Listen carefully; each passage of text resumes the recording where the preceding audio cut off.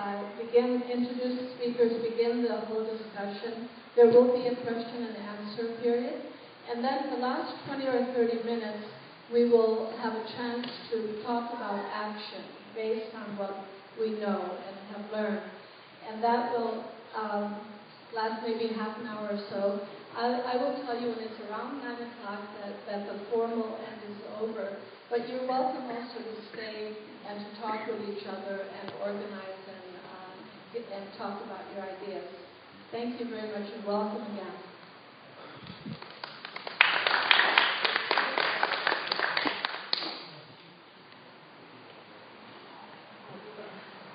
Hi, welcome everyone. Of course, we want to thank the church for offering their wonderful space. And just to say that besides the Green Party of Brooklyn, Brooklyn for Peace, and the Parkland Methodist Church put this together, but there are many, many sponsors who signed on to this really important forum tonight. We're going to talk about a big secret and hope that by the end of this evening there's not such a secret anymore and that we're going to be able to do something about that. I will say in terms of the TPP that if we wanted to address all the issues that it covers and that we should be concerned about, we would have no room on this panel, but we are fortunate to have at least 3 people who can talk about different aspects of it and a little bit of an overview to get things started, because we're really talking about something that affects health, affects food, affects the environment, finance, labor, many, many, many things. And so if you had any worries or any doubts before that our lives are not our own, that if we were not being controlled by the corporate man behind the curtain, you will really find out today that unfortunately is true. And so we should be afraid, but when we finish tonight, we should be resolved to take this forward and do more. And we'll talk about those action items. So I'm going to let you know who our speakers are. Our first speaker will be Adam Weissman from Global Justice for Animals and the Environment and TradeJustice New York Metro. He'll be followed by Jennifer Flynn, Managing Director of HealthGap, which is an international AIDS activist organization. And our last speaker will be Gary Goff from the Climate Action Environmental Committee of Brooklyn for Peace, and a long-time labor activist.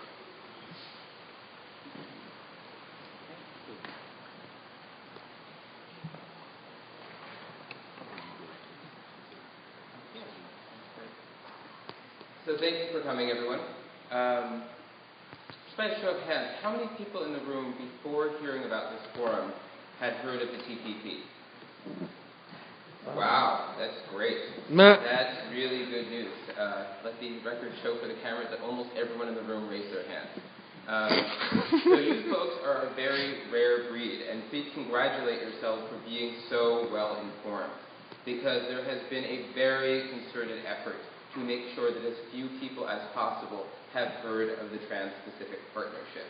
It is an effort that involves the active collaboration of our president, who has run TPP with an unprecedented level of secrecy, far exceeding anything seen under the Bush administration, of the corporate media. 3 of the biggest media corporations, Time Warner, Viacom, and News Corp, the people who own Fox News and the New York Post, are members of the corporate lobbying coalition on behalf of TPP, which really gives the full lie to Fox's fair and balanced slogan, how can you be lobbying on an issue and expected to report on it fairly at the same time? So we are not supposed to know about TPP, and there's a very clear reason why we are not supposed to know about TPP. Ron Clarke, the former U.S. Trade Representative, said that it is very, this is a paraphrase, but it's essentially almost what he said that it is very important that the negotiations not be conducted in public, because when trade negotiations have released their negotiating texts in the past, it has created problems that have made it impossible to complete those negotiations.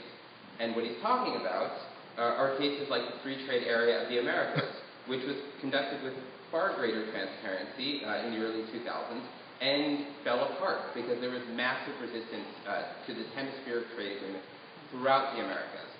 In Mexico, there was a popular referendum. In Brazil, there was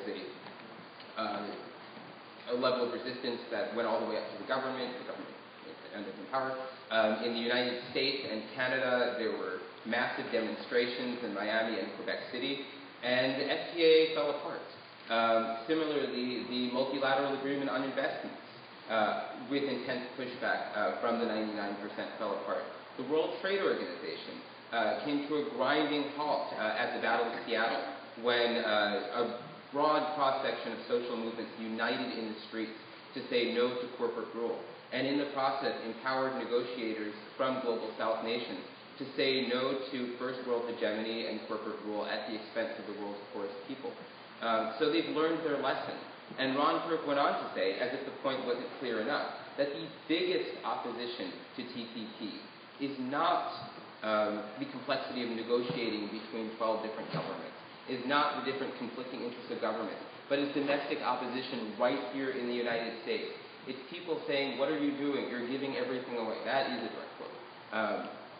So our government is very conscious that if the 99% found out what is being done by our government in our name, we would never accept it. Thus, it is our job to make sure that TPP does not remain a secret and that as many people know about this terrible trade agreement as possible before it is too late. And so that's what we're doing here tonight, and that is hopefully what each one of you will do after tonight, spreading the word to everyone you know so that we can drag TPP to a grinding halt, as we have done before with other corporate power grabs. So what is TPP? TPP, it should be understood, it's called a partnership, it's called a trade agreement. Only 5 chapters of TPP's over 24 chapters actually deal with trade. And until Japan was added into this trade agreement, the actual trade impacts of this 12-country deal, which include the United States, Mexico, Canada, Australia, New Zealand, Singapore, Chile, Malaysia, Brunei, Vietnam. Oh gosh, I know them all, I just don't know if I said them all yet, because I don't remember which ones I said. There's 12 of them, Japan. Before Japan was added into this trade agreement, the countries in this trade agreement fell into one of 2 categories. Countries with tiny economies, or countries that we already had trade agreements with. So TPP was not really ever, before Japan was in it at least, about expanding trade. So what is TPP really about? TPP and agreements like it are really about pushing the 1% agenda for what they've really always wanted, for what they wanted when they passed NAFTA, for what they wanted when they enacted the WTO, for what they wanted in the early 20th century when the ruling elites of this country got together and tried to stage a coup against our government unsuccessfully. They went to the wrong guy, Smedley Butler, who was at the time the most decorated military man in history, and wasn't necessarily willing to overthrow the government on behalf of the 1%. Thank you. This is nothing new. It's the latest permutation of the corporations and the 1% trying to rule everything, trying to circumvent democracy, trying to eliminate our power as voters, as citizens, trying to roll back all the gains that we have won over decades of social movement campaigning, and create a system of global corporate governance that supersedes our national laws, that supersedes our ability to hold corporations accountable, and that puts corporations in charge so that they can maximize their profits at the expense of the public interest and minimize our ability to do anything about it. So our speakers tonight are going to give you details on some of the different areas that are going to be affected as a result. And I'm going to begin by talking about how TPP is going to impact our environment, the safety of our food, the welfare of animals, and the human rights of people on the front lines of environmental defense struggles. So I'm going to talk about 10 different areas in which TPP is really a danger to those concerns. I'm just going to list them off. The first is government procurement, and this is one of the clear areas where TPP attacks democracy. One of the things that we're able to do as taxpayers, as citizens, as people who have a government that we pay taxes to, is have some say into what our government buys. If we want our government to buy locally made products, we want our government to buy domestically made products. If we want our government to buy environmentally friendly products, we can our government can pass procurement rules, specific government purchasing rules that decide what government can and can't buy. TPP explicitly prohibits these kinds of rules.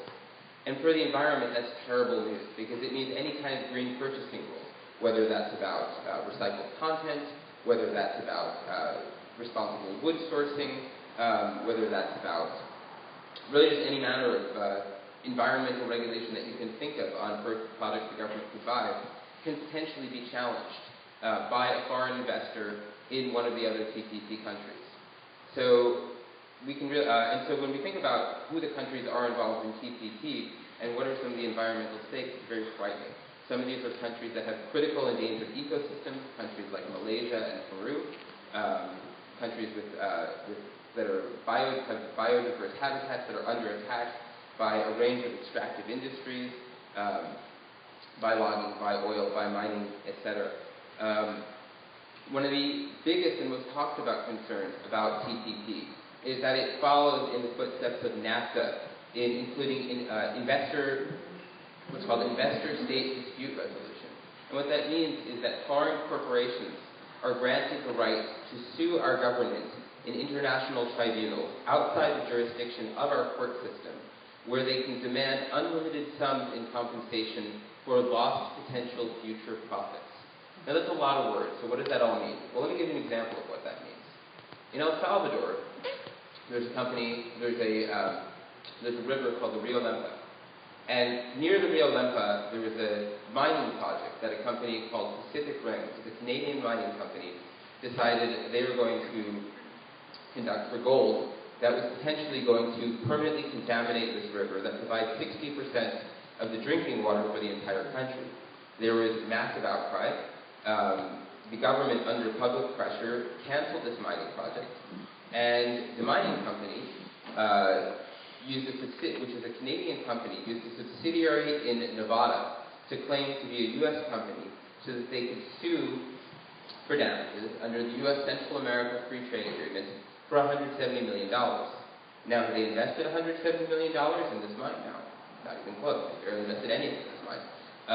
But what they were claiming was that they were entitled to compensation for all of the money they might have made, in theory, if they'd struck gold and gotten massive amounts of gold and been able to turn it around for $170 million. That's how this works.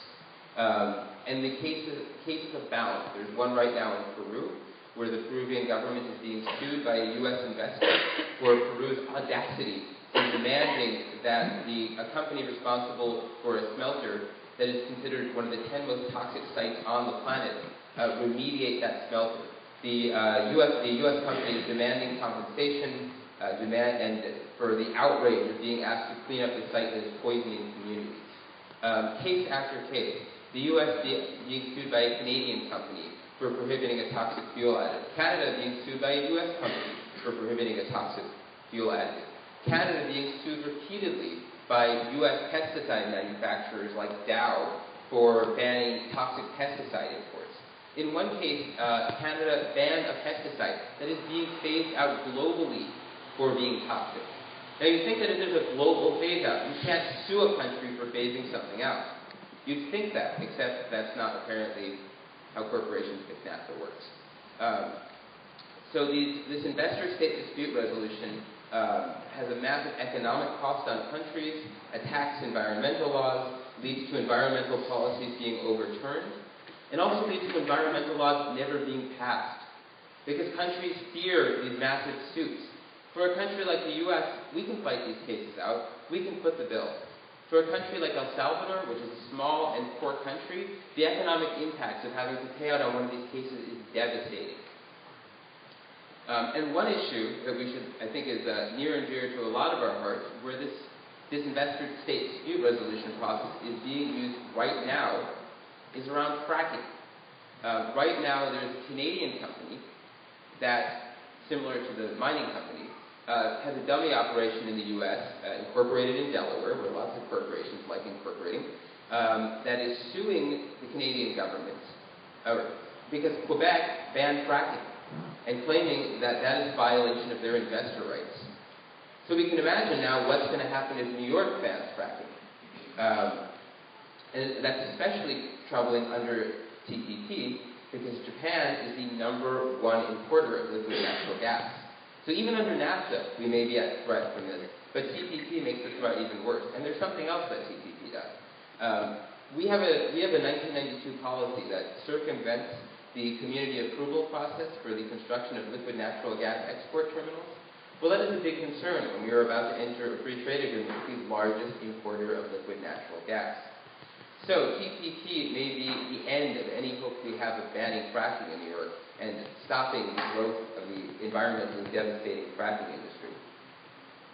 Free trade agreements like TPP, and especially TPP, given the geographic distance of the countries involved, are a major threat to efforts to curb climate change for one reason, because they are a total rejection of the idea of buying locally, sourcing locally, consuming local products, in part because of what I mentioned before about a tax on buy local rules, but also because they encourage greater international trade.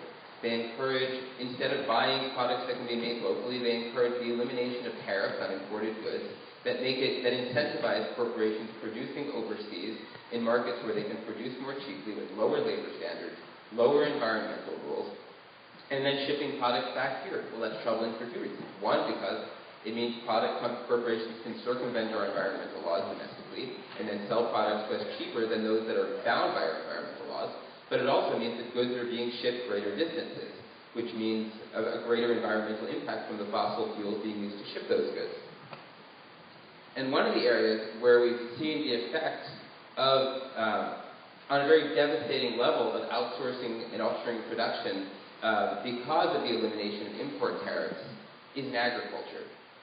In 1994, when NAFTA was passed, Smithfield Foods, the massive factory pork company, decided to outsource offshore pork production to a massive factory farm in Veracruz, Mexico, called Carroll Ranches. Well, this is a company that had been fined for its terrible and toxic practices in the Chesapeake Bay, the company that was notorious for terrible pollution in the U.S. But they decided that what they could get away with in the U.S. was not enough. So they moved to Mexico, where they set up a filthy factory farm operation, and you can see pictures of just hogs, dead hogs floating in water, the atrocious factory effluent lagoons that they created. And unsurprisingly, they made an entire community sick. Lots of people this factory farm incubated disease. Lots of people got sick with this mysterious illness that spread throughout Mexico and then came north of the border, and they called it swine flu. And pretty soon 18,000 people died. Well, the hog industry considered this a major crisis, and they needed to immediately respond to this terrible turn of events. They needed to respond to this crisis in the most important way possible, which is to make sure that we started calling the disease H1N1 and not swine flu, because it was a public relations disaster. Did they stop outsourcing production? Did they stop factory farming? Of course not. One of the other areas that now that we've transitioned into food a bit, one of the things that we need to be very concerned about, we hear these nice words like partnership and free trade that are built into these agreements that are really hide very sinister things. Another word that we should watch out for is harmonization. Beautiful word, harmonization. I was giving this talk in Washington Square Park the other day, and there was a group of a cappella singers harmonizing as I was talking about, which was just perfectly illustrated the point. I mean, what could be wrong with harmonization? Well, here's another term for harmonization, which is race to the bottom. What this really means is creating a flat line of standards across the board for the benefit of corporations, so that if any country has higher food safety standards, we basically play whack-a-mole and knock them down to our lower standards. So, for example, 160 countries have banned a livestock drug called ractopamine. And ractopamine was originally developed as an asthma medication, failed at that, was repurposed as a drug to make livestock leaner. And they found out that it makes livestock very sick, causes lots of animal suffering, makes people who eat the meat of these animals pretty sick. So a lot of countries very sensibly banned it. The U.S. is not one of those countries. So instead of seeing TPP as an opportunity to raise our standards, since President Obama calls this a high standards trade agreement, We did just the opposite. We knocked down everyone else. We're trying to knock down everyone else's standards. Even the countries that are not in this agreement yet, like Taiwan, are having their arms twisted to lift their rat cocaine ban in preparation for maybe being considered for TPP. Japan had their arms twisted to lift their regulations on beef from animals over 30 months of age out of concern about mad cow disease. On the flip side, we are going to be under TPP importing a lot more toxic food. We're going to be importing Vietnamese shrimp that is toxic with pesticides, but not increasing our inspection capacity to actually pick out dangerous food. We're going to be importing transshipped Chinese shrimp via Malaysia, meaning shrimp that Malaysia imports from China and then reships to us. One final area to be concerned about, particularly going into the future, I mentioned before how the extractive industries benefit greatly from these trade agreements: the oil, the gas, the mining industries, the logging industry, often at the expense of indigenous communities who fight battles to the death to defend their land. As in Peru, where a community was massacred for rising up against a land grab facilitated by the U.S.-Peru Free Trade Agreement.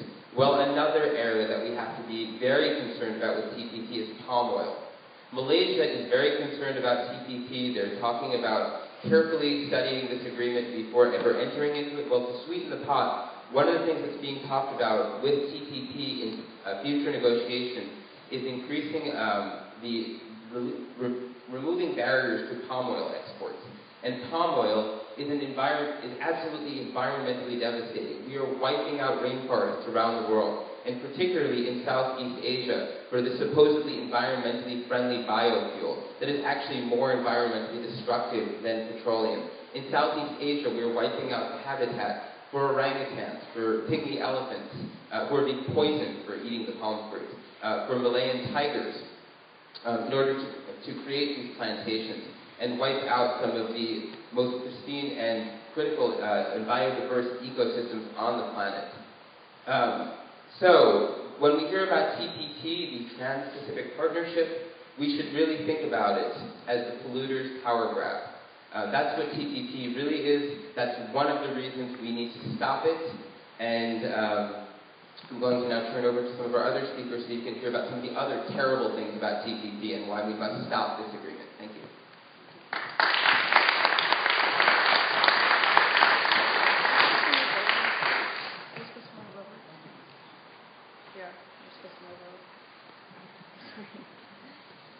Hey everybody, my name is Jennifer Flynn and I'm the Managing Director of an organization called HealthGap. Thanks so much for all of you for coming out, and thank you so much to all of the organizers and for the great space. If you would like, there's a sign-up sheet in the back. I hope everybody has signed up. I will send to the organizers, and they can send out the PowerPoint that I have and also some attachments of things that you can do, just so that you know what's about to happen to you. And I think the other speakers are here to organize you to take further action. You've already taken lots of action probably, and you've come here, which is a lot more, and you all raised your hand and said that you heard about the TPP, or a lot of you did. So you're far ahead of the game from most people in the United States. HealthGap, the organization that I work for, is an international AIDS activist organization. We're dedicated to eliminating the barriers to HIV medications for the poorest people in the world. And we've been working on trade and access to medicine since 1999.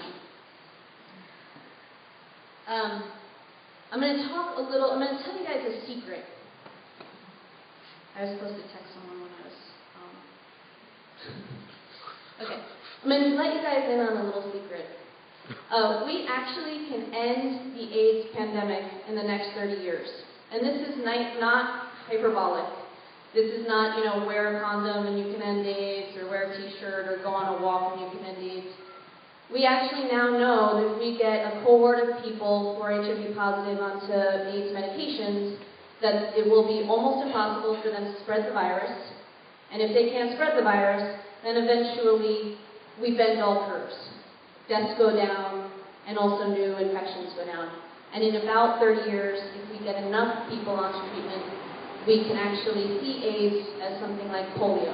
There'll be a couple thousand cases around the world of people living with AIDS.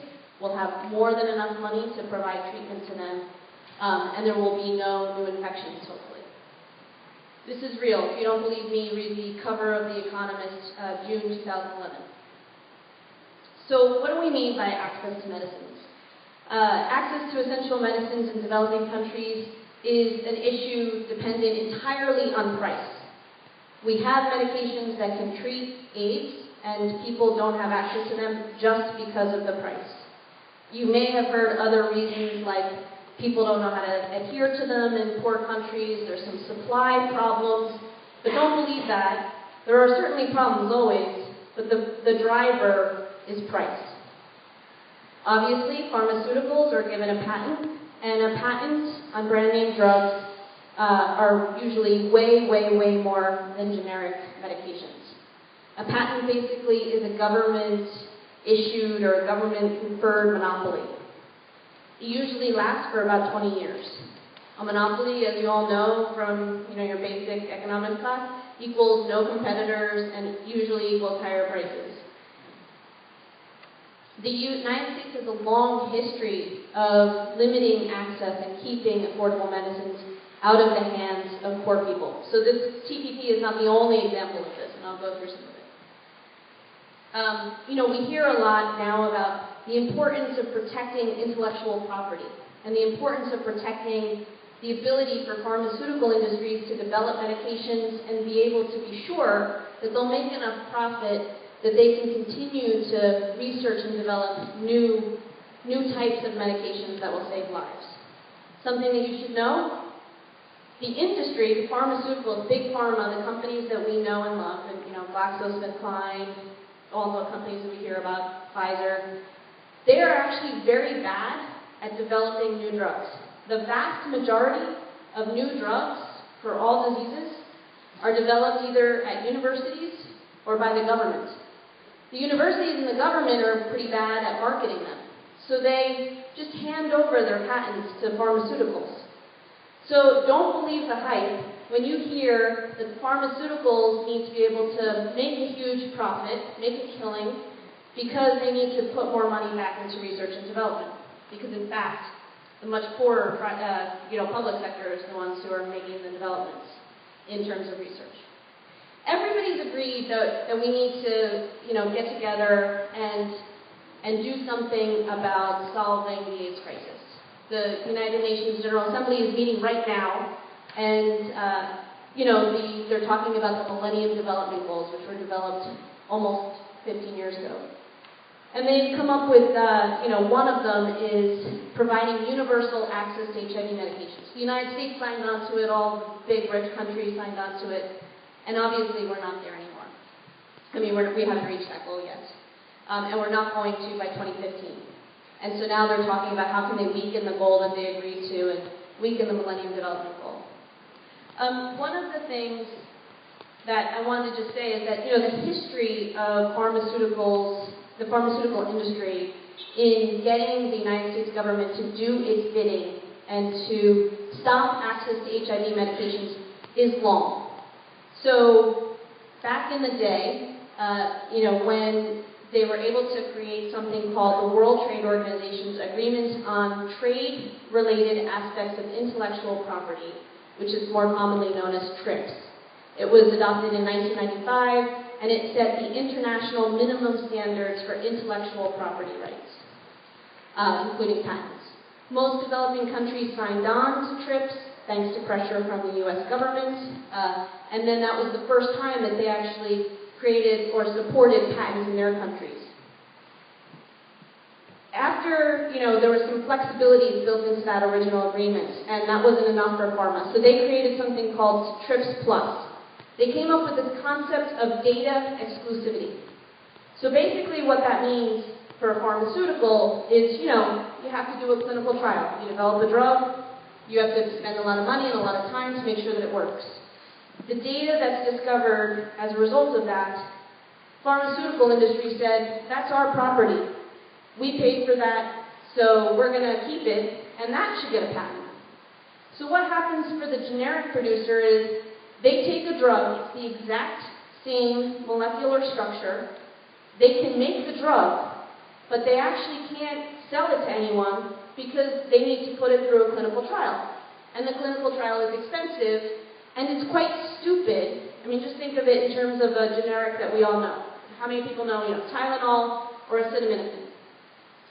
So it would be ridiculous after 20 years of using Tylenol successfully for another producer to suddenly put a bottle of acetaminophen out and then start testing it on people, because we know, we have 20 years of history that we know that it works. And this is the exact same example for AIDS medications, for cancer medications, etc.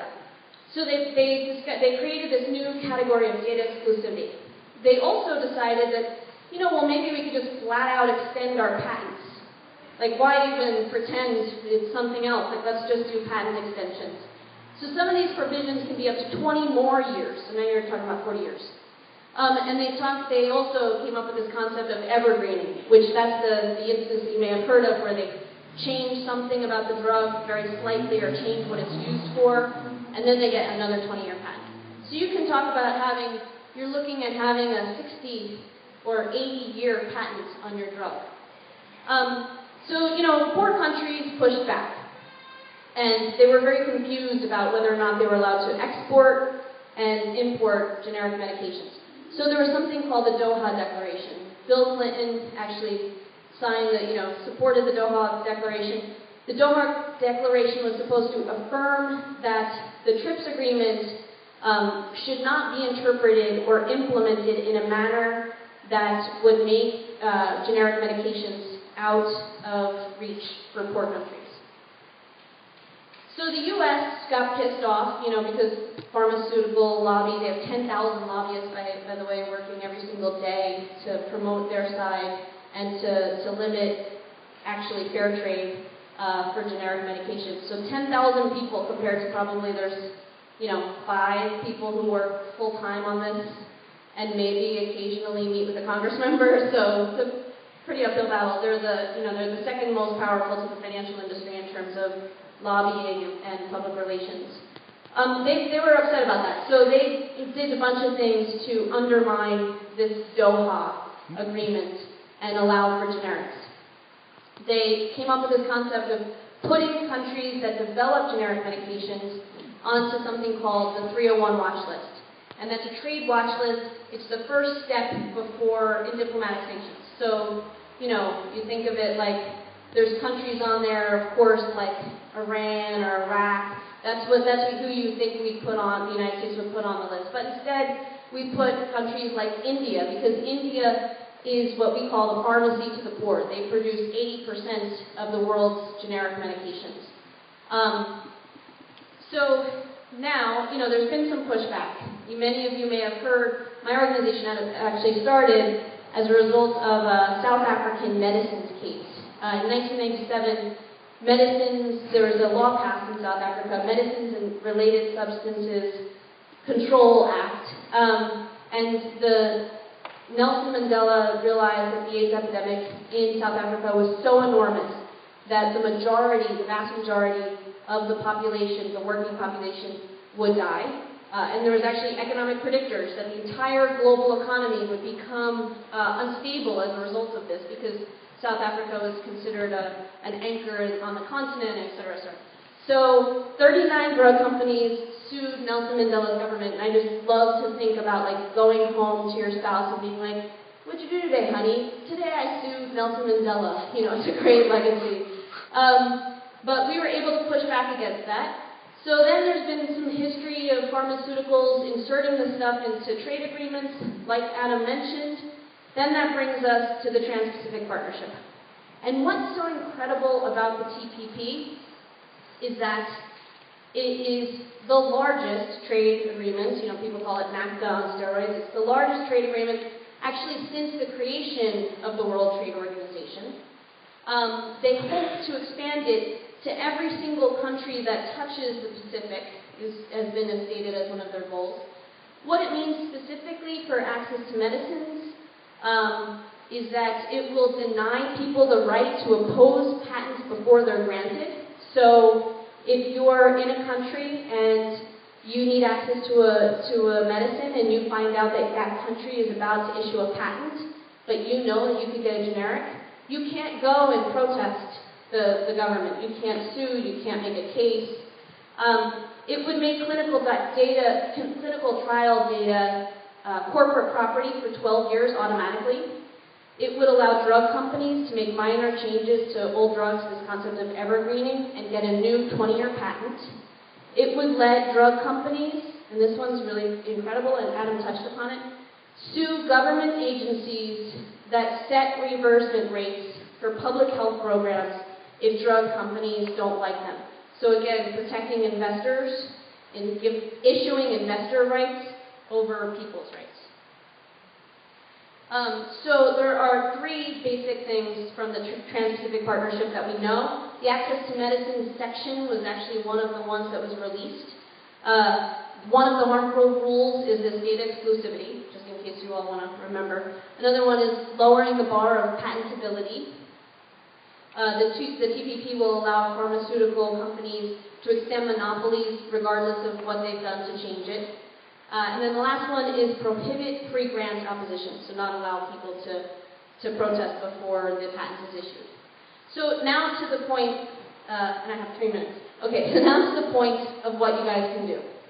The one thing you can do is you can meet with your Congress member and ask them to oppose the TPP, but also there's this opportunity, which I think people will talk about more, of just opposing fast track, the ability for the agreements to be rapidly and without much discussion or debate approved, which is exactly what Obama wants to do.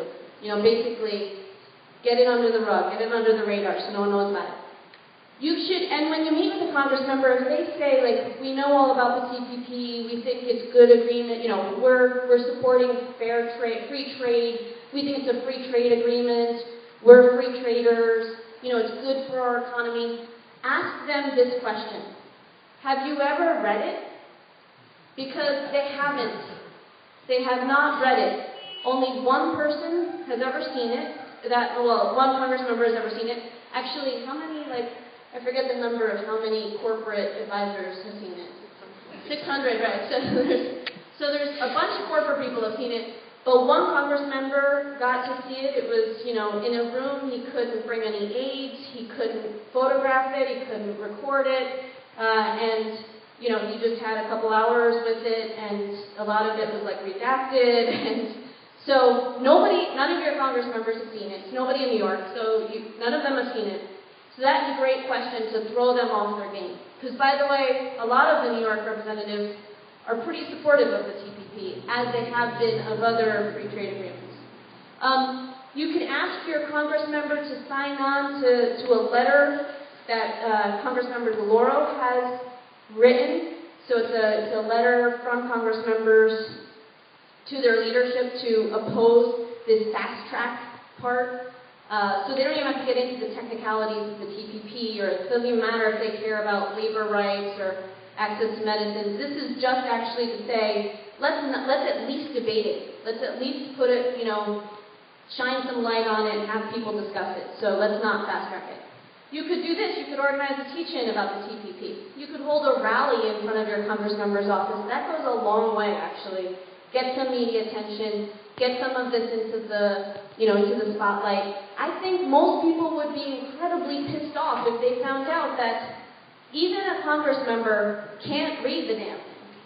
So, you know, we were lucky in terms of AIDS activists. We were lucky enough that someone leaked some of the text to us.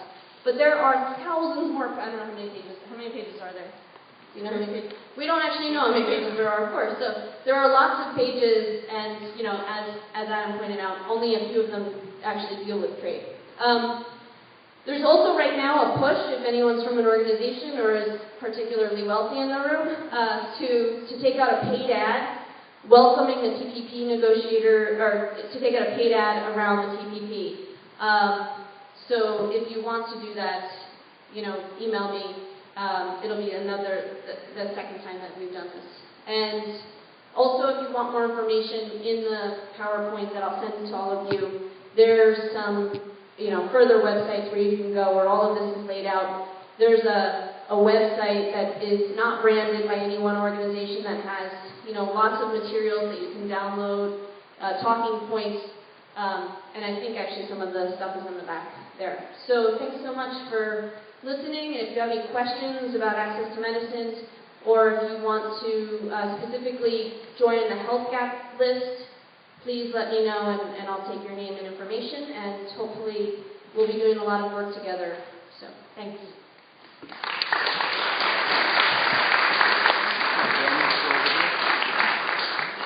I need to go in the middle? Do I need to go in the middle? Yes, whatever's to me. What? Okay. Are you okay if I'm here? Yeah. Okay, cool. Hi. Hi? Yes, this works. Okay, just a house cleaning kind of a thing, procedural thing. I'm going to be talking about free trade agreements a lot and what I have to say. So if I say FTA, you'll understand that that's free trade agreement, not fun, travel, and adventure.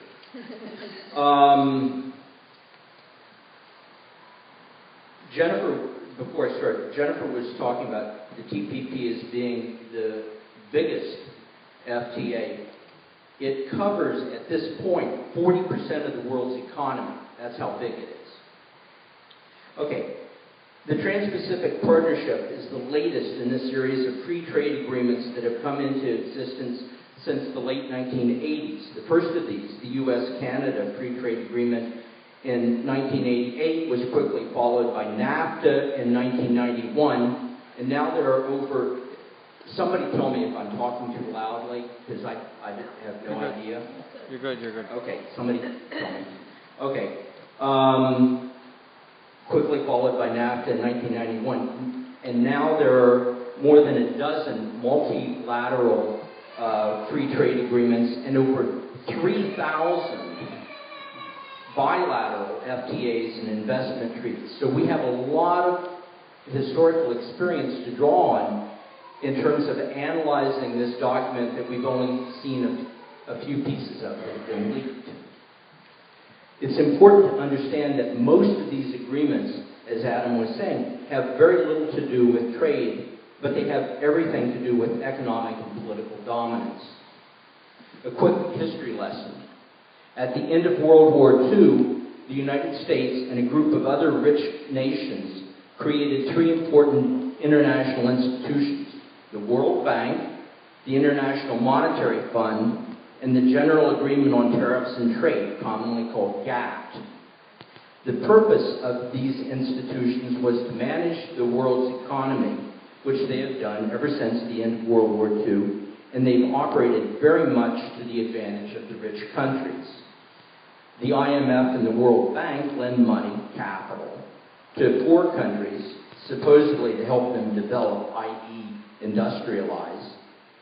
If these countries can't pay the money back, as often happens, the IMF and World Bank may impose certain conditions or structural adjustments.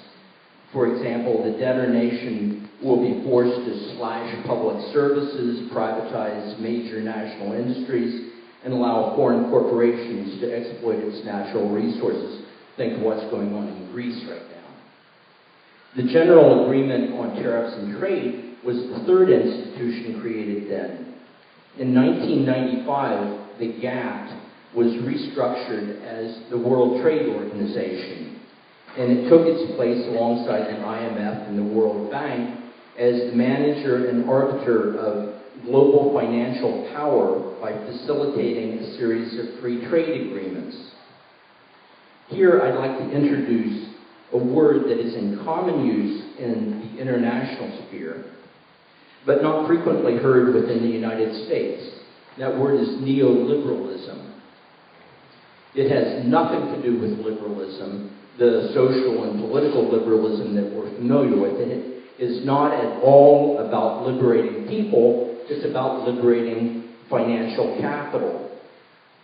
Under neoliberalism, profit becomes the arbiter of all questions, whether they're questions about finance and trade or human rights and the environment.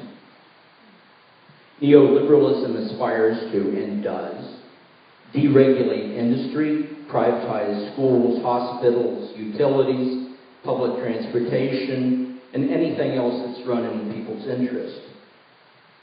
Shreds the social safety net, smashing organized labor. In international relations, one of the main ways neoliberalism manifests itself is in free trade agreements. That's what we're seeing now with the TPP. Neoliberalism has been embraced by every U.S. president from Reagan on, and it's now the dominant economic philosophy in the world. TPP did not come out of nowhere. Free trade agreements make it easier for companies to move their operations to countries with cheaper labor. And then this flight of jobs overseas puts downward pressure on the wages and conditions of the jobs that remain in the home country.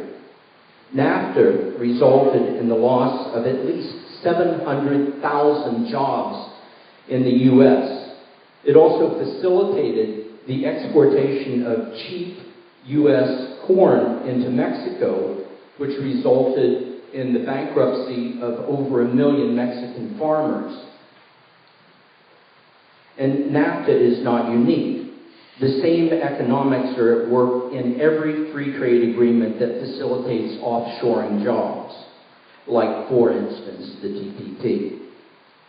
One aspect of the TPP has gotten very little attention, and please pay attention to this: the deregulation of financial institutions, financial markets.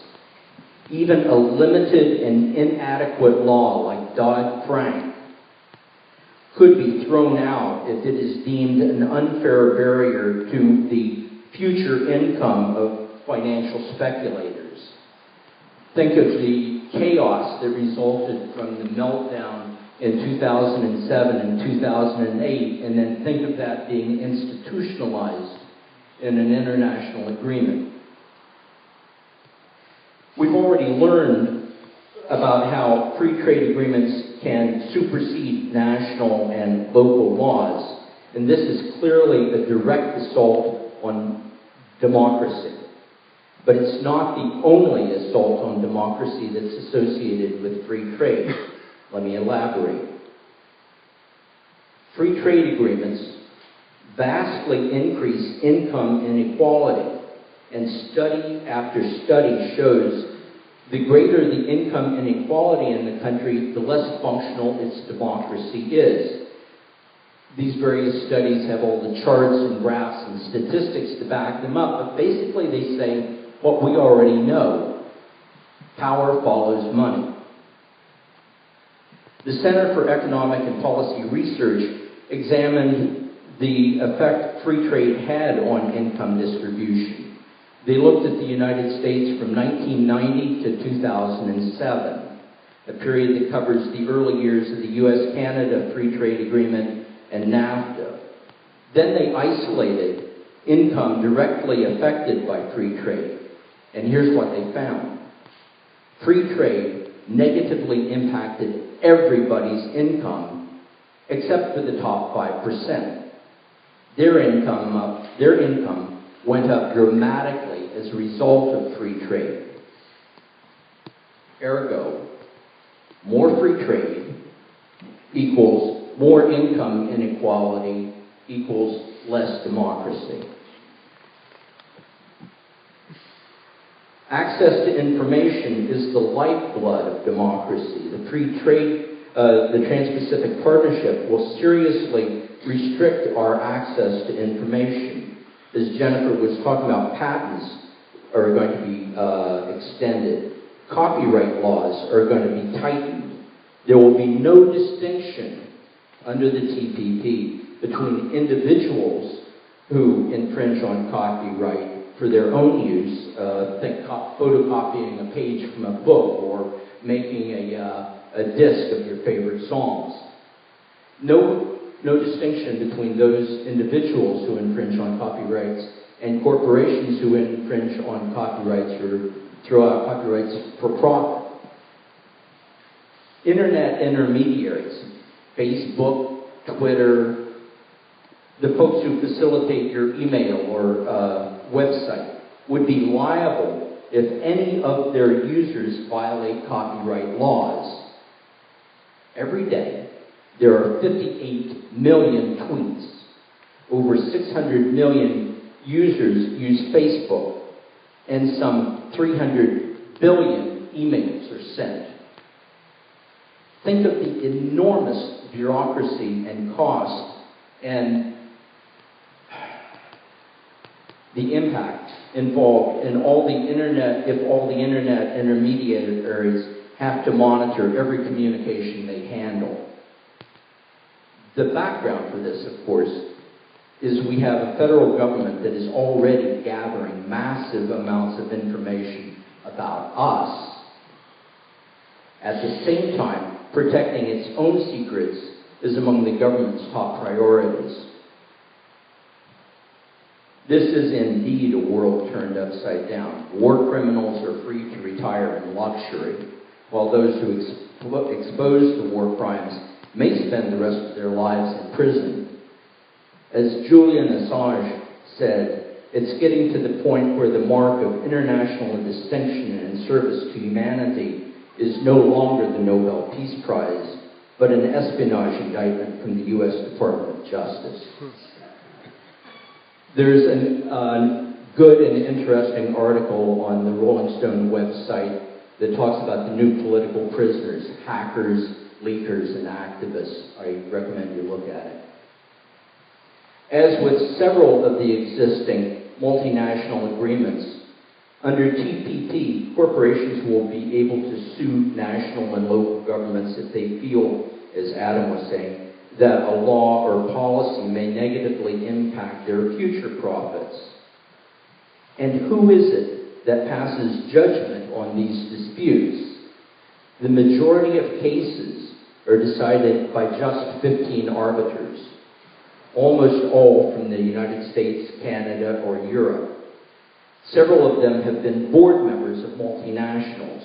None of them have been elected or are in any way accountable to the public. Their decisions don't need to correspond to any nation's constitution or law. They only need to reference the particular trade or investment agreement in question. And one last point about democracy. People talk about how the TPP will be undemocratic. It's already undemocratic because it's being negotiated entirely in secret.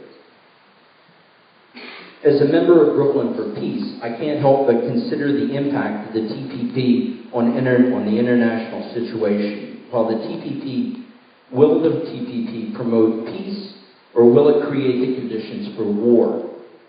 I believe it does the latter.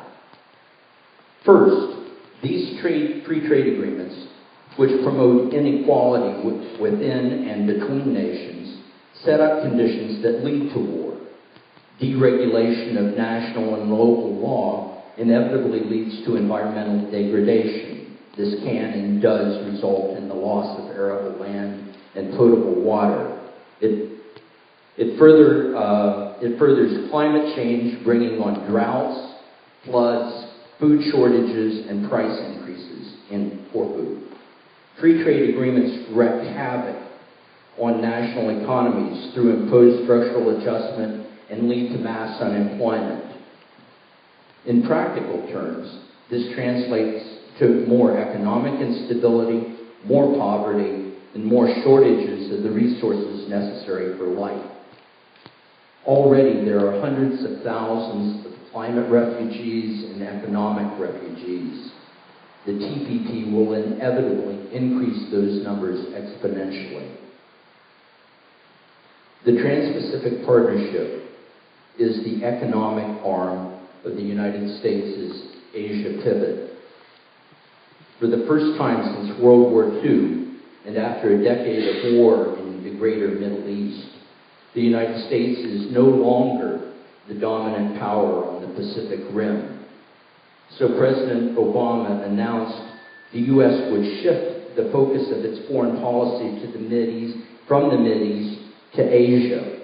One of the main objectives of the Asian pivot is the containment of China. which has soared economically while the U.S. was tied up in Iraq and Afghanistan.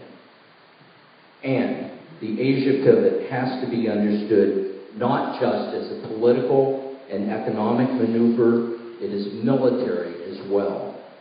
As Clausewitz famously said, war is the continuation of politics by other means.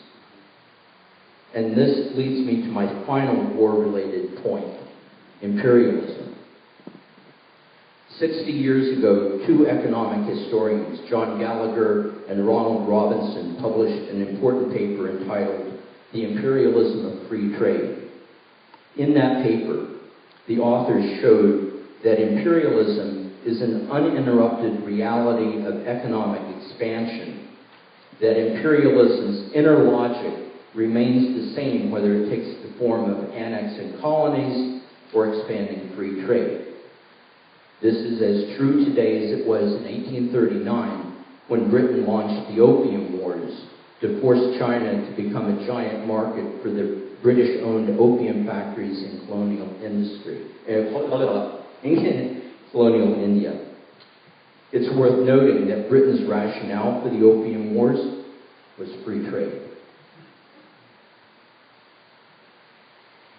In climate action, we say, stop the war abroad, stop the war at home, stop the war on the planet. I think the Trans-Pacific Partnership is a good example of the connections between these three. We cannot stop any of these three wars unless we stop all of them. Thank you.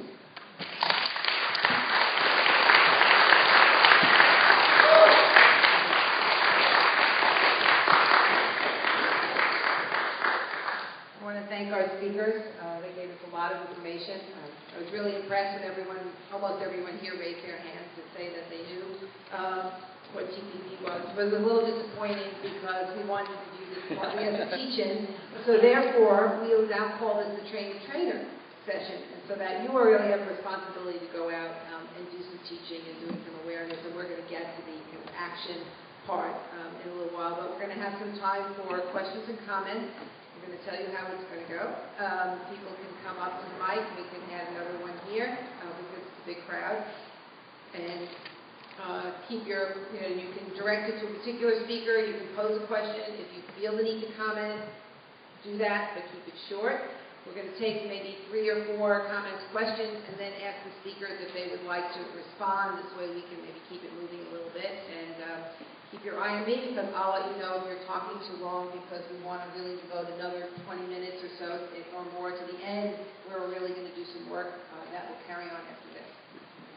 So you can come up if they want to ask a question or comment. So Alice, are you okay with that? Go ahead. I was just wondering if you could go into a little bit more detail about fast track and how that is something that is really designed to get this thing under the radar.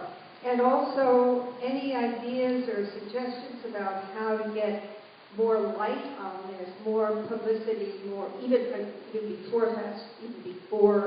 Congress. And also the other question, one more question, is what is the deadline for this? When is fast track supposed to go into effect? And it's supposed to be, because I understand it's very soon.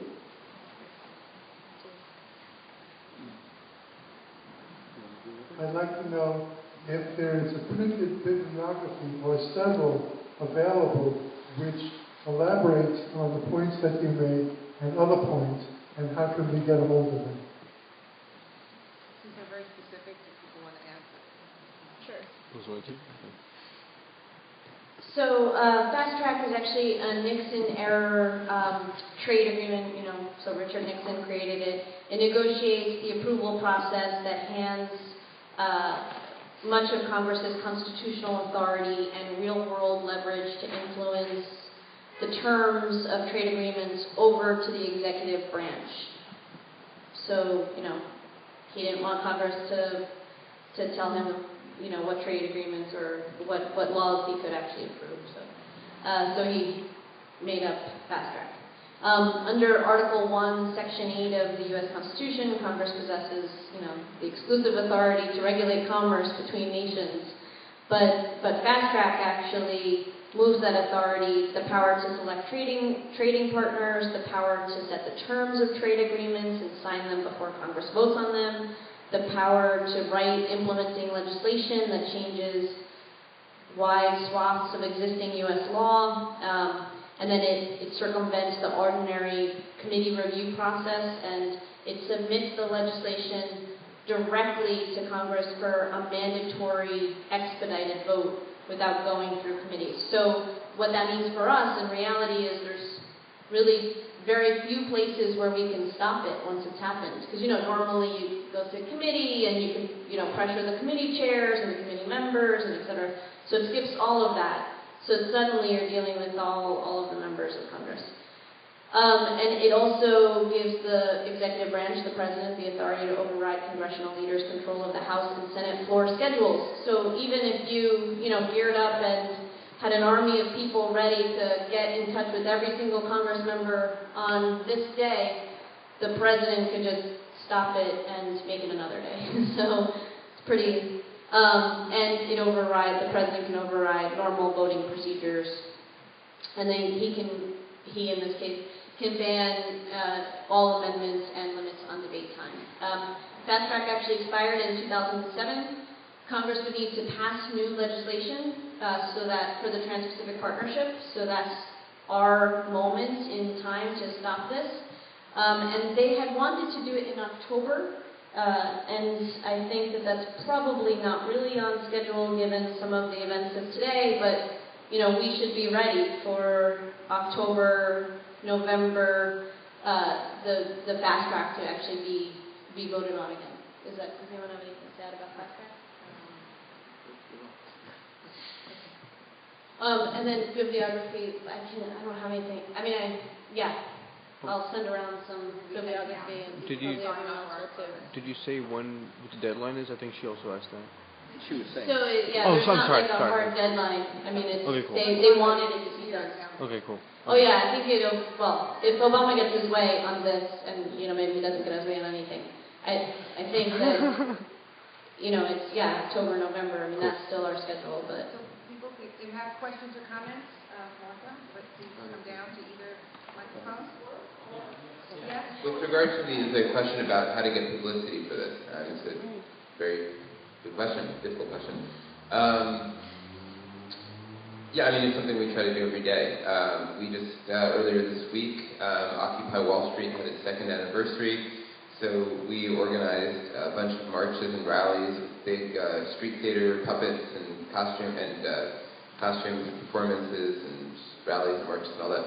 And, got TPP mentioned in a few articles, though not as many as we would have liked. I'd say that there are a couple areas we can focus on. One thing to really think about is your local papers.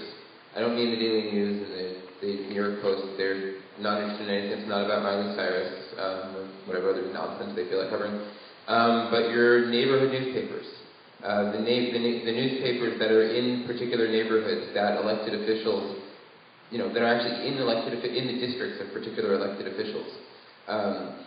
Write letters to the editor, offer to write op-eds, hold neighborhood-focused publicity events, and really target those papers. Reach out to them directly, call their editors, build relationships with reporters, try to set up meetings with their editorial boards.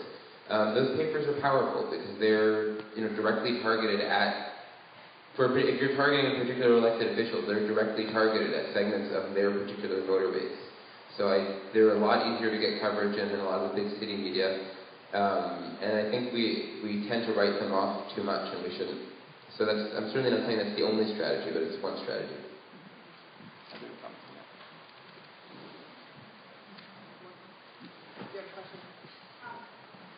I had a question and an announcement, which is that there is a sign-up sheet that's going around, and if you signed up with your email address, you will get Jennifer's PowerPoint and the bibliography and the information that our speakers have available. So be sure you sign it. The sign-up sheet is at the back. My question is, I'm not quite sure how to phrase this, but I've been listening to all the stuff about TPP and the ability of corporations to sue on the basis of future profits. Now, I don't have a crystal ball. Corporations must have a crystal ball. There are two aspects to this. One, I don't see how they decide how much are their future profits. And two, the other question, which is sort of related to all that you've been saying about the impact on the environment, the jobs, and so forth and so on, how do these 600 corporations keep from simply destroying themselves ultimately? Because that's the direction that it's going to go. And I'm sort of throwing that to all three of you. We're going to take a few comments and questions and then have the power. Tobacco being one of the clearly demonstrated, anti-health murderer in the world, as you may know, is likely under the TTP to be able to be put into a position where local laws that actually prevent, smoking in restaurants, smoking in hospitals, things of that sort, could be challenged by Philip Morris, by the tobacco industry. And one of the things that has happened is that the country of Malaysia has said that has to be out of this TTP. And I think that's a way in which to bring this to the attention of the public, frankly. If you're going to write an op-ed, this gets closer to where people can see the impact on their own lives. Thank you. Susan? You might remember Seattle, 1999. That's documented in This Is What Democracy Looks Like, and in a feature film about Seattle. Because there was a resistance, there is a resistance. This defeated the WTO, fatally wounded the WTO. And then in 2000 in Quebec, the FTAA was fatally wounded. So this is all the terrible things. This is not a fait accompli.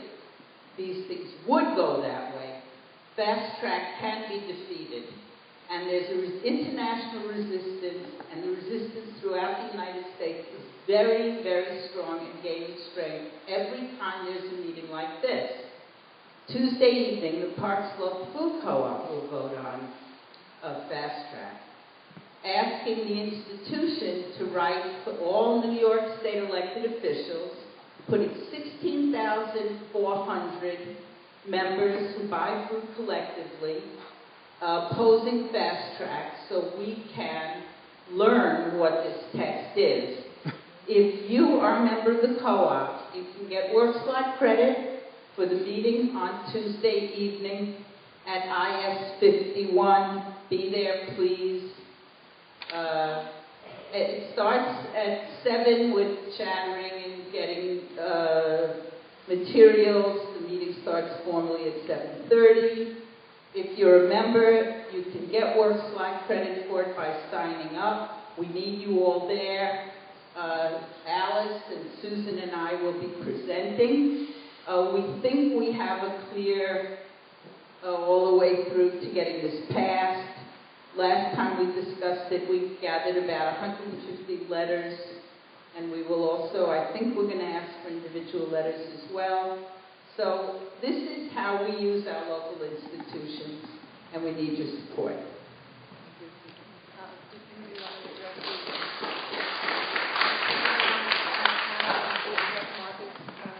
Comment or anything else? Okay. Martha was asking, well, a couple of things. One about keeping corporations from destroying themselves because of their avarice. And she mentioned also future profits and how are corporations going to determine their future profits. You may remember Enron and how good they were about estimating their future profits. Traditionally, the role of government under capitalism is one of their main roles is to keep various parts of the economy from destroying themselves because of their need for profit. Under neoliberalism, largely the state, the government, has abandoned that role, and they've said, let's look at the short term. The short term is long enough for us, and we'll let it go. And the distinction between the government and the corporations is kind of like at the revolving door, Congress and K Street and the corporation and the corporate boards, kind of like the modern KKK. And it's all of one piece in a lot of ways. The one thing that the state is not abandoning, the government is not abandoning, is the role of the military, which is more and more taking over its function. And it's to keep things in line, to protect, as I was saying, there's the direct relationship and the integral relationship between the military and the trade agreements. One of the things that the two economic historians that I cited, Gallagher and Robinson, one of the things they say is people usually think of free trade as control of trade without control, and in fact they say they should say it's trade where they don't need to control if possible, but they will bring in the military if necessary. So that's that. Holly was asking about the Malaysia tobacco exclusion. And what I thought about was Australia, which had been sued by, I believe, an American tobacco company under an old trade law. Australia had a law that said that cigarettes had to be in plain packages, plain paper packages, no advertising on it, so no Joe Camel or whatever. And they were sued by an American tobacco company, and they won. And the previous government in Australia had been resisting the part of the TPP that would allow corporations to sue the government, and the current, much more conservative government in Australia is saying, we're not so hard. That's not such a bad thing. That's okay with us. It was an excellent point about Malaysia. The pushback on the TPP has been much better from some of the developing or middle-income countries that are going to be a partner to the trade agreements, and that's where we've gotten the leaked text from. That's where we've gotten some real victories from, and in the history of free trade agreements, that's where we've gotten some of the worst language out. But it should just be pointed out that there's a tremendous amount of work that we could do, and we could stop forcing, Malaysia, countries like Malaysia and Vietnam to have to do our work and get rid of our government's trade agreements that will punish them. And also, at best, we've had victories in getting some language out, but the overall framework still exists, and so it's really our job to try to get rid of the overall framework, since it's our government. Yeah, the gentleman mentioned the idea of writing an op-ed concerning the tobacco issues around TPP. Someone actually had that idea. His name was Michael Bloomberg. He ran an op-ed in the New York Times, which, answers the question, how bad does a free trade agreement have to be for Mike Bloomberg to be against it? Well, here's your answer. And what particularly prompted him to do that was right before, or at the opening of the last round of TPP negotiations, the U.S. announced that long-standing promises that it had made to the anti-tobacco movement in the U.S. around the tobacco carve-out in TPP, they're basically going to break that promise, and we're going to have a dramatically watered-down version of what they've been promising all along, the anti-tobacco groups have been waiting for this language to be introduced around the tobacco carve-out. And finally, the Obama administration just made it clear that it was going to sell them out because it was getting pressure from the tobacco industry and from tobacco farmers. So, with regard to bringing attention to this issue, Philip Morris has an office on 42nd Street and Park Avenue. It is conveniently located walking distance from Pfizer's corporate office, which is conveniently located walking distance from Novartis' corporate office, two of the worst corporations in terms of what Jennifer's been telling us about, in terms of killing people by limiting access to essential medicines.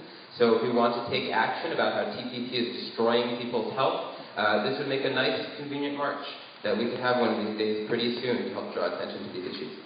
Novartis and Pfizer are actually really driving the access to medicines part. Novartis is very mad about a court case that they lost in India. So we have a few more questions, and we have people waiting here, but you can join the line if you want to. When military was mentioned, I suddenly realized that the military is also politicized. In Blackwater, Iraq was fought in Blackwater. Can't hear you. I don't think it works. Is that on? I can talk loud. I have a big now. We can go to the other line. I realized that the military has been corporatized during the Iraq War. Blackwater was contracted to fight the war and to take over the services. So it's corporatized. No. Everywhere. Yep.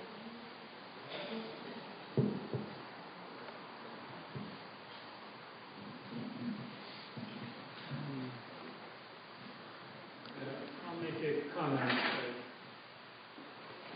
I think it's a good policy not to take for granted that everybody who cares for the environment is also for the environment. Can't hear you. There are some people in this world, you may not run into many of them, who do deeply care about the environment and the planet and human health, who do not necessarily care much for democracy. It may be an ideological background thing with most Americans to take it for granted that unless you're a mass murderer or something, you have to care for democracy. But it so happens that throughout history, democracies not only have been responsible for mass war, this is going back to ancient Greece.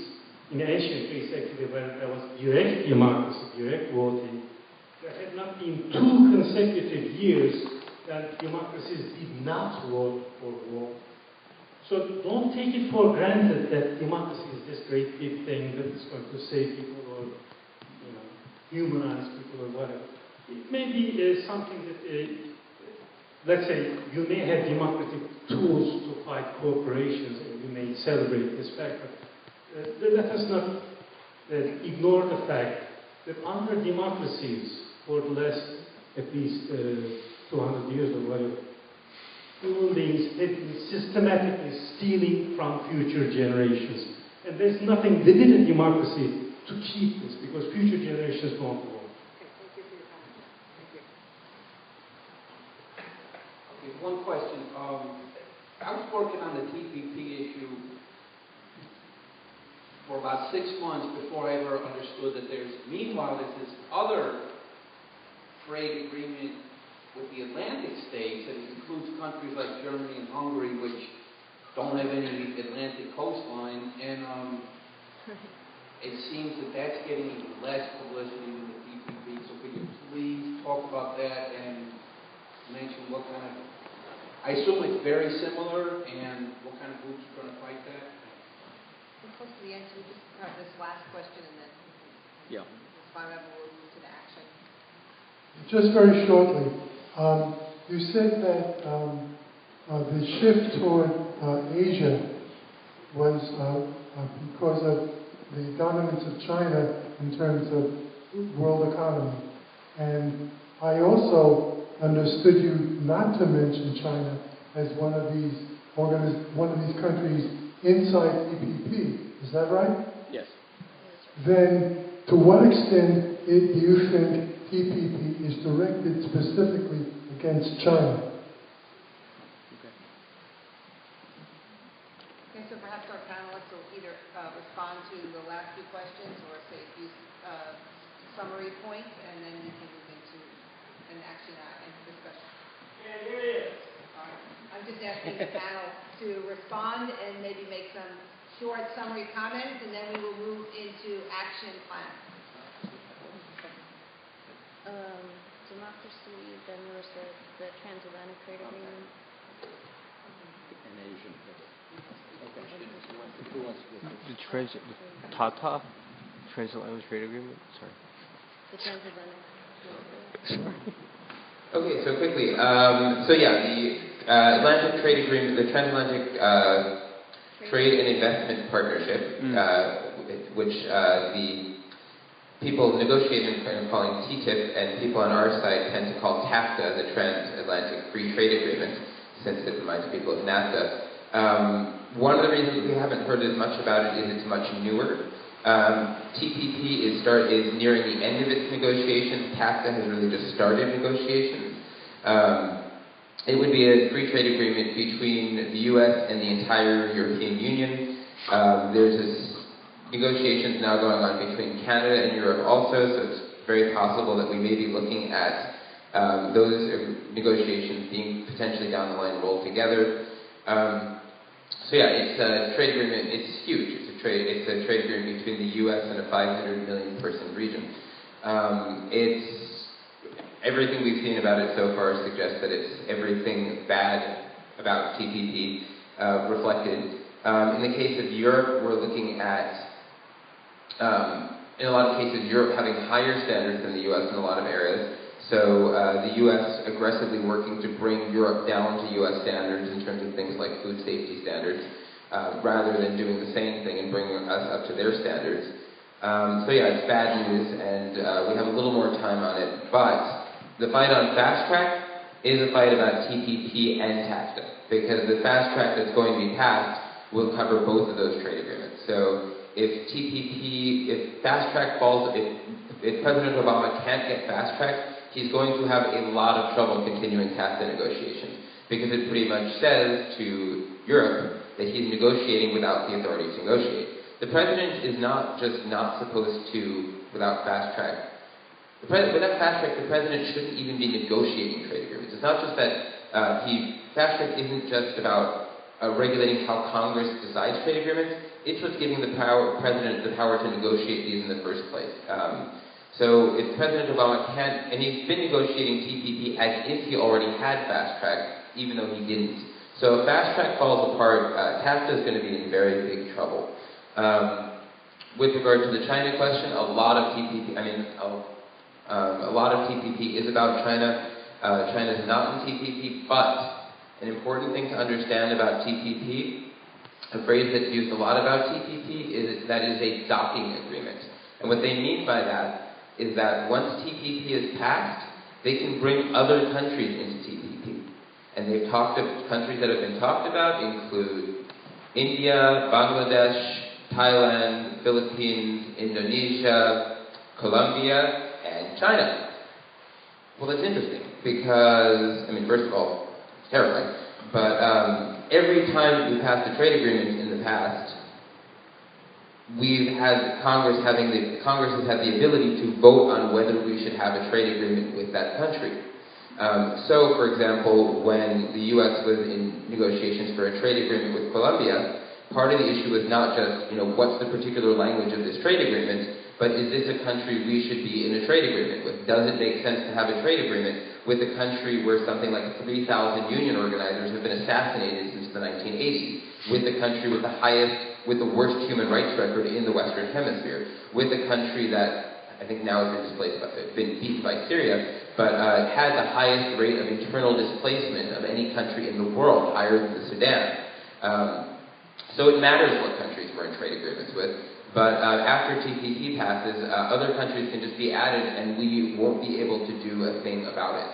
So I want to pass that.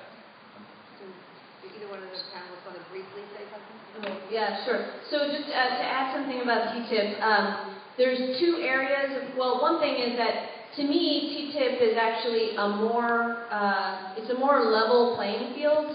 Where the TPP is actually the United States, for the most part, negotiating with partners that are much weaker and rely on us in terms of economic assistance. So the ability for countries to stand up, it's a much higher bar and say no to certain parts of the agreement, or to say no to the agreement overall. Basically we're strong-arming developing countries into joining our trade agreement. So at least with the TTIP, we've got this level playing field. So Adam mentioned that Europe, countries in Europe have a higher bar for certain areas. Two areas that just people should know about is genetically modified foods. So, Europe's a little bit better about telling their citizenry whether or not their food are GMOs. And then the other area is financial regulation.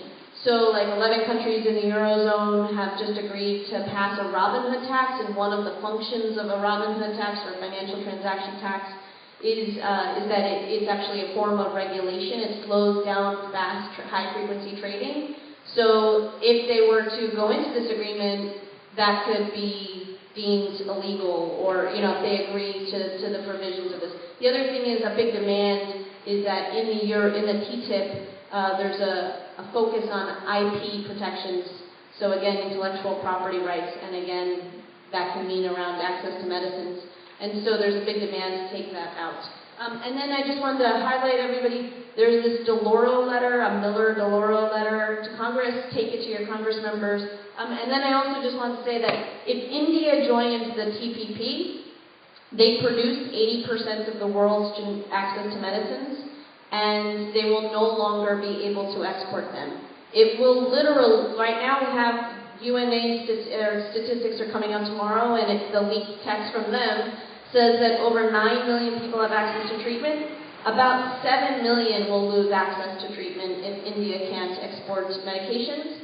Also, the TPP targets countries like Malaysia and Vietnam that have these a new focus on industry of producing generic medications. So we're already tamping down the generic production in those two countries. And if India joins the TPP, literally, this isn't rhetoric. Literally, people will die. At least 7 million people will die in the next 3 years that will lose access to medications. So that's pretty enormous. On the question of the Asia pivot, I'm sorry if I was not clear on what I was saying. Yes, the Asia pivot is very definitely aimed at China and secondarily Russia to isolate them. A lot of the Asia pivot, this is not a forum about the Asia pivot, but I think that, as I was saying, the TPP absolutely fits in with that, and as I was saying, is the economic arm of the Asia pivot. The Asia pivot has a lot to do with control of resources, particularly fossil fuels, deep water drilling in the South Pacific, and the South China Sea is a major shipping route for petroleum, and control of that is a major factor in geopolitics. Okay. We're going to thank our panelists one more time. They really started us the last part of the evening around some action plans and some action items that we can work together. I just want to quickly acknowledge again the 3 organizations, and just to tell you the Park Slope Methodist Church, at least in this neighborhood, is really a center of social justice and action. So we really appreciate them hosting this, and they've hosted many forums like this, and so we thank them for being the main partner here. Brooklyn for Peace has been being active and agitating around not only issues of peace in this area of Brooklyn, but many of the other social justice issues that connect with that. And Gary made a wonderful connection around the Climate Action Committee And speaking for the Green Party of Brooklyn, we join very often with Brooklyn for Peace and working on these issues, but we give the extra added attraction of actually voting for candidates who are non-corporate and independent of all of that. So if you want information about any of these organizations, there's sign-up sheets in the back and other pieces of literature you can pick up. So just to mention a few things that have come up, and then Ieva's going to have a particular thing she really wants to hear from people in terms of their congressional districts. But the idea of writing, one of the things that we find is really important is to get the word out, and it's a media blackout on this issue, on TPP, and so it's already come up. Letters to the editor, your local newspaper, having teach-ins. What we're hoping to do as a follow-up is have a draft letter with the kind of information and other things to get people started. If you're more eloquent and like to write, absolutely write your own letter, and maybe there's a way that we might share what people are putting out there. It'd be nice to know that someone got it in the local paper in South Brooklyn, someone got it in Sheepshead Bay, someone got it somewhere else. So we might be able to keep our communication, our sharing going. I think we've mentioned about the letter, the Laura letter. We'll talk a little bit about that in terms of lobbying and particular elected officials. My concern, I would say that I think it is important to focus on fast track and that it shouldn't be reinstituted, but I'm also concerned that it's not just about Obama and fooling Congress. Those corporations he's been talking with are the same corporations that are giving him money and everybody else that's been elected. So I think the message, I'm feeling we don't want to give the messages, well, you guys didn't read it, so, we can't speak against it. We'll just speak against the fact that you want an opportunity to read it. It doesn't matter if they've read it or not. Actually, it's bad. And of course, we should all read it, but it's really bad. And the scope that it is bad is more than it's hard to imagine. So I'm going to let Ieva talk about how we're going to take action in this area, particularly around our Congress people. And also, if there's a little time, maybe people will have some other ideas, just throw them out and we'll collect them. Yeah, I'll just begin. Adam, with TradeJustice at TradeJustice.net, has organized a lot of our New York City and others congressional districts to approach and lobby our congresspersons to vote first against the DeLauro, or to sign the DeLauro letter and to agitate for more transparency about TPP. I happen to be in the group in the district of Yvette Clarke. Is anybody else here? Yvette Clarke? We would love to meet with you for a short time at the end of this session. We would like to invite you to an open meeting on October 10th. We have about 5 members in our group right now, but we've done a lot. We've invited other people like Martha from Move On and others from labor unions. We lobbied Yvette Clarke. She agreed with everything we said. She really loved our ideas, but she has not yet signed the DeLauro letter, although her office says she is going to.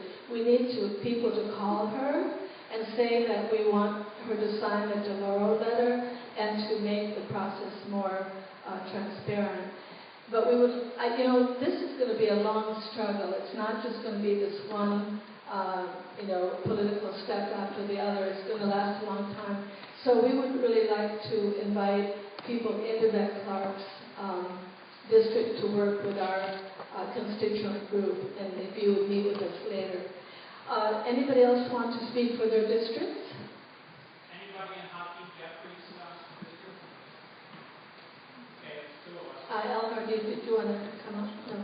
Anybody else want to? Yeah, Adam. So we actually have a sign-up sheet here that very deliberately includes a place where you can fill in addresses. And that's the reason we do that is not because we want to send you anything in the mail. It's so that we can figure out your congressional district and put you in touch with organizers in your congressional district. TradeJustice has chapters in Hakeem Jeffries' district, in Yvette Clarke's district, in Jerry Nadler's district. And if anyone here lives in Nydia Velasquez's district or Michael Grimm's district, we'd love to talk to you about starting chapters. So I'd be happy to meet with, and I think journalists would be happy to meet with people in any of those districts later on to tell you both what our activists are already doing in those districts, or for those districts that don't already have groups, brainstorm about how we can start them and what needs to be done. In terms of where those legislators are with regard to Fast Track and the Delora letter, Jerry Nadler has signed the letter. Nydia Velasquez has signed the letter. We just heard that Yvette Clarke needs another push. Hakeem Jeffries we've been trying hard to get a meeting with him, and his office has not yet granted us a meeting, so he needs to hear from us. Michael Grimm is going to be interesting. But we shouldn't write him off because he's a labor-dependent Republican. He's heavily labor-backed on the one end, and on the other hand, there's a lot of people on the right who are not very happy with TPP. And we talked about the Delora letter. There's another letter that's being circulated right now on Fast Track. The person circulating it is Michelle Bachmann. Oh boy. So there's a strong. It boils down to this: if you're a Tea Partier, how much do you like the idea of increasing Barack Obama's power to negotiate UN run world government tribunals? How does that sound? There's there's very appealing reasons to tell right-wingers that they need to be concerned about this. I'll pass the sign-up sheet around and encourage everyone to sign it. I might just say that the sign-up sheet that we already had everybody sign has their address on it, so we should just make that available to you. Okay, you want to do it that way? Rather than everybody signing up. So we still have time if people have some suggestions about action plans. Did you have something? I'm sorry, you were there before. Okay. Oh, thanks. Hi. I've been working on this and together with... Stephanie, you're a little far from the mic. Yeah. Okay, can you hear me? Yeah. I just want to say that the people who have signed on to, the Congress members who have signed on to the Delora letter are Nadler, Velasquez, Serrano, Bishop, Louise Slaughter, Steve Israel, and the two Congress members whose offices have said that they are going to sign on are Yvette Clarke and Carolyn Maloney. I just spoke to Charles Rangel's legislative director this afternoon. He is not going to sign on. The reason he has spoken very clearly that he is against fast track, he will vote against fast track, he is for slow track, and he believes in the Constitution, and that Congress should discuss and amend trade agreements. But he will not sign on because he is on the ranking member of the Ways and Means Committee. However, some of my colleagues say that's no good excuse, but that's the way it is at the moment. We could, if you have one of those Congress members, you can write a letter of thanks and then get involved with another group where the Congress member has not signed on to that letter or has not come out clearly to say that they are against and will vote against fast track. So just wanted to let you know. Thank you. So I'm going to make a brief announcement, and then one suggestion has been if people want to group with their congressional comrades, or if they're interested in kind of the letter writer or anything else and they want to get together, that we can do that, that there's time for that. That's the food co-op. The food co-op group may also meet. Susan will be the point person. Thank you, Susan. But just a quick announcement at Brooklyn Society for Ethical Culture. It's this Sunday on the 22nd at 11. It's actually the Charlie Horowitz Memorial Platform. For some of us, we know that Charlie was a brother long in the social justice struggle, and so it's nice to see that he's being recognized. It's a divestment workshop, but at 11 you're going to have Becoming Free of Fossil Fuels on campus, in congregations, and in the world with some of the 350.org activists at 11, but at 1 o'clock there'll be a specific workshop on divestment for fossil fuel companies. That's a growing movement, and it's very popular on the campuses, so I encourage people to go up to Brooklyn Ethical, and I'll leave it here if you want to take a look. So if we don't have any further comments, maybe people could group together. Does somebody want to be the Yvette Clarke corner? Yvette Clarke over here. Susan is for the food co-op. Are there other people that are thinking they want to group in terms of congressional districts or a particular initiative that they want to take? Just yell it out and we can have people go there. Jonathan is Hakeem Jeffries. Are there any other congressional districts here that would just like it at least for a couple of minutes and meet people who are in the same district? And of course, for those of you, since it's nearing 9 o'clock, we'd like to thank you that you were here and for coming. Thank the panelists again and the church for hosting us.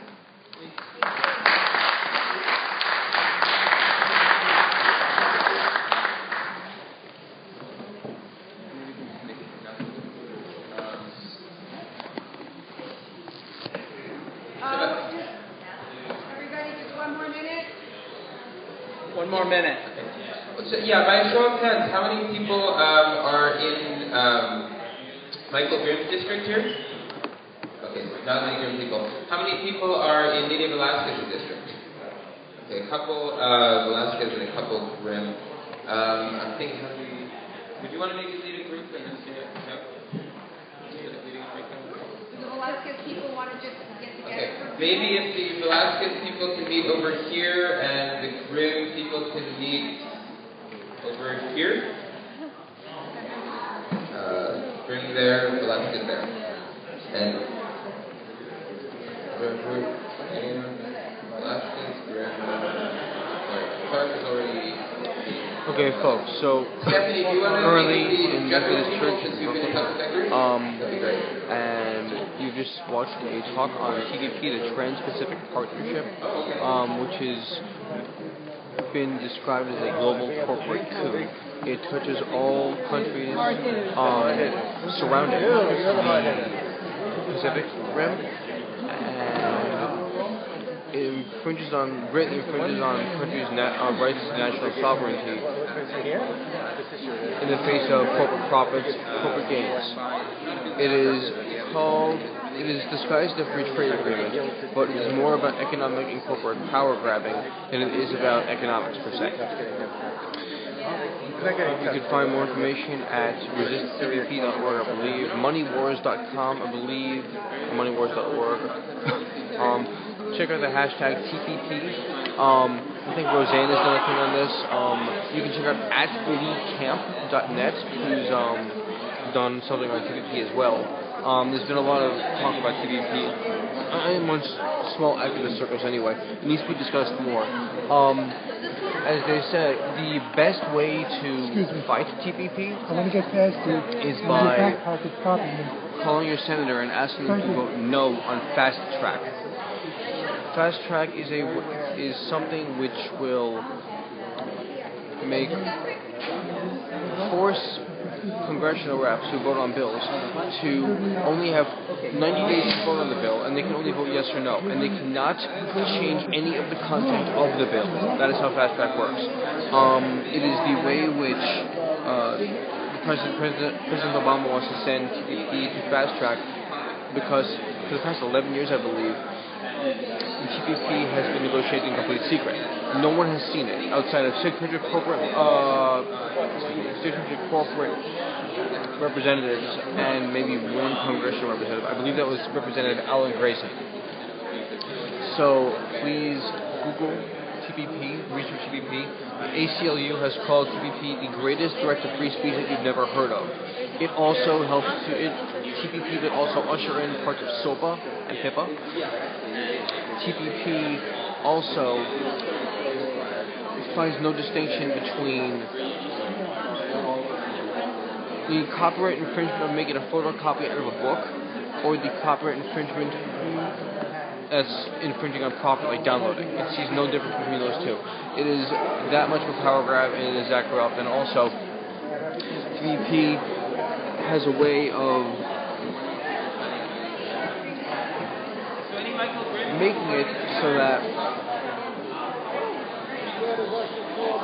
I lost my train of thought. Whatever. Google TPP, and also, if you enjoyed watching, you can follow me on Twitter at StopMotionSolo. My fan page is facebook.com/StopMotionSolo.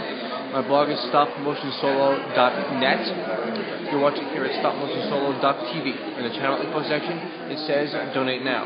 That is a link to my WePay account. You can send a $2 WePay donation to...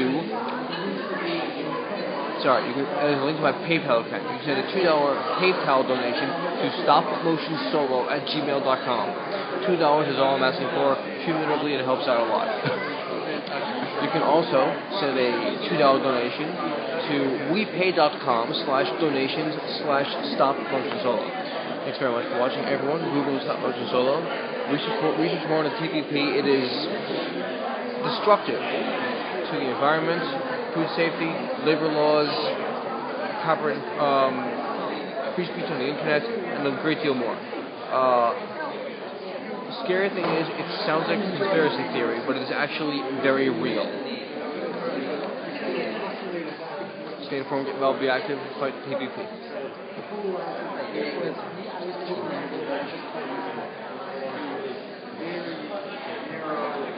Oh.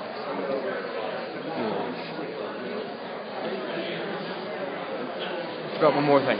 To deal with, if you tell Congress to vote no on fast track, what that will do is it will make it so that they have more than 90 days to vote on the bill for one thing, but also, and more importantly, it will...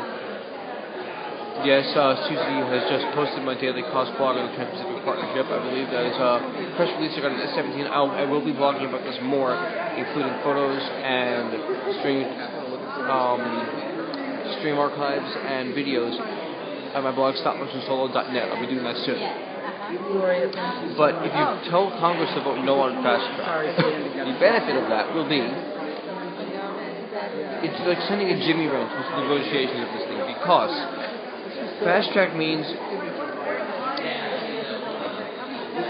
Congress cannot do anything more than vote yes or no on a bill.